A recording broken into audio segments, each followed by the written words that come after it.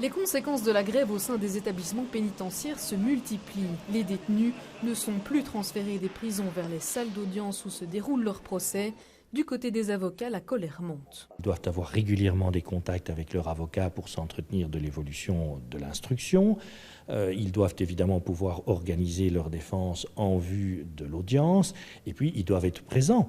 Il est évident que c'est la personne elle-même qui doit répondre au juge qui va l'interroger et non pas l'avocat. Alors, les avocats ont parfois accepté de représenter leurs clients, mais aujourd'hui, ça n'est plus possible. Ça se fait au détriment des droits de la défense.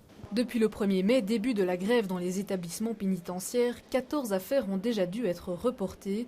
Les conséquences se feront sentir pendant plusieurs mois. À partir du moment où les personnes qui sont détenues ne peuvent plus comparaître devant leur juge, il est clair qu'on ne peut pas traiter l'affaire, ce qui entraîne la remise de l'affaire, et cette remise entraîne en conséquence la remise d'autres affaires, puisque nos plannings sont aujourd'hui à peu près complets jusqu'à la fin du mois de juin.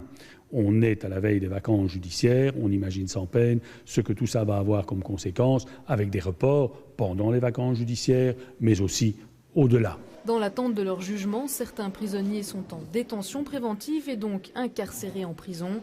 Le report de leur procès, censé se faire rapidement, fait craindre le pire au personnel de justice.